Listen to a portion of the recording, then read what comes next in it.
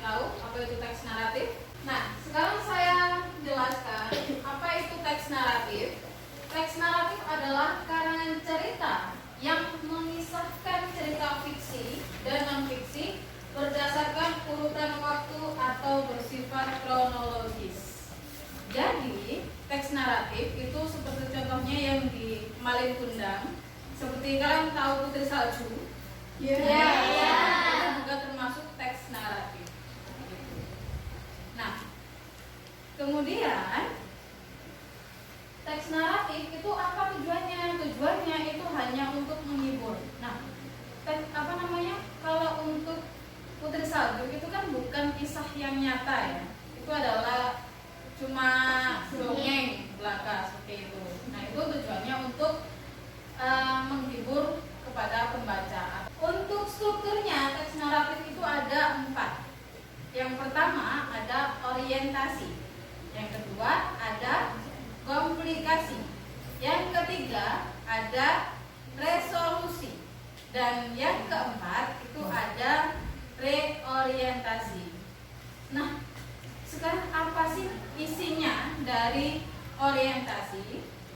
Di orientasi itu isinya adalah tentang perkenalan. Jadi perkenalan tentang siapa yang ada di dalam cerita, siapa tokoh-tokohnya. Kemudian ada latar. Nah, latarnya itu tentang di mana tempatnya kejadiannya dan waktunya kapan, seperti itu.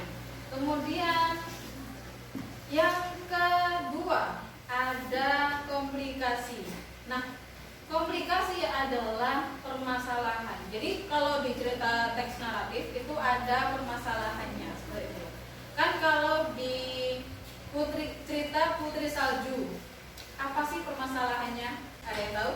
Oke, silakan Inaha. Putri Salju itu dia memiliki paras yang sangat cantik, dan dirinya itu merasa iri, dan akhirnya Putri Salju ingin dibunuh oleh ibunya, akhirnya dia diasingkan ke hutan. Oke, baik. Nah, itu adalah permasalahan dari cerita Putri Salju, contohnya. Nah, untuk yang ketiga itu ada resolusi. Nah, resolusinya itu apa? Nah, di resolusi ini adalah penyelesaian dari masalahnya. Kan kalau ada masalah, pasti kan ada penyelesaiannya juga. Nah, di resolusi inilah ini kita menyelesaikan dari suatu masalah yang ada di dalam cerita. Nah, yang terakhir ada reorientasi. Nah, reorientasi ini biasanya itu terdiri dari pesan si penulis. Jadi misalnya kalian menulis cerita gitu kan. Nah, kemudian kalian pastikan mengisahkan suatu cerita ya, dan itu pasti bermakna. Dan di reorientasi kalian menuliskan apa sih makna dari cerita yang kalian tulis, dan kemudian apa sih pesan-pesan kepada si pembaca yang bermakna juga dari apa yang kalian tulis, seperti itu. Baik, dari sini ada yang ditanyakan? Oke, sudah jelas ya. Baik, kali ini saya akan memberi contoh dan membacakan dari teks naratif. Nah, dari cerita yang sudah saya bacakan, coba kalian sebutkan siapa saja tokoh-tokoh yang ada di dalam cerita.